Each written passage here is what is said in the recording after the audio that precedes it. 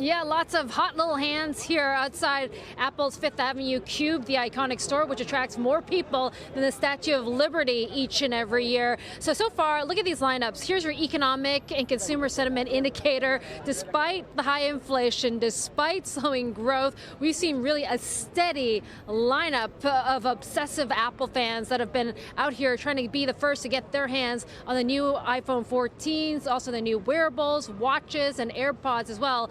Also in attendance this morning, we had Apple CEO Tim Cook opening up this iconic store, as we have many fans lining up since last night trying to be the first. And it's interesting because 3 out of the 4 iPhone 14s have shipped, but this is the longest lead time that we've had for the Pro Max, which indicates, first of all, there's strong demand and there might be some clogs in the supply chain. Now, we asked some of these fans why they waited overnight, why they wanted to line up to be the first to get their hands on the new iPhones.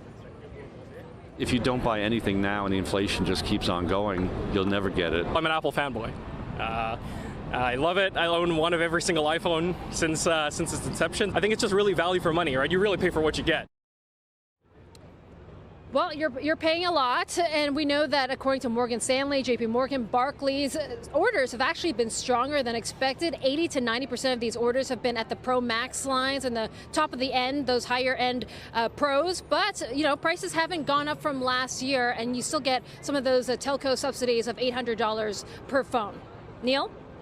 What's wild, and I've never seen this with a CEO in most cases, maybe going back to the days of Lee Iacocca, who was, you know, a bigger than life figure. People wanted his autograph. All the fuss over Tim Cook being here. It was like he was a rock star. Yeah. Yeah, that's kind of the scene everywhere you go. I've been to many stores with him now across the country, and usually it's always the selfies. People whip out, of course, their iPhones so they can get their photos with the CEO. Yeah, the real story, though, is they saw you, and they told Tim Cook, get out of the way. It's Susan Lee. Susan Lee, get out of the way. I'm sure. All right, Susan, great job. Thank you very, very much.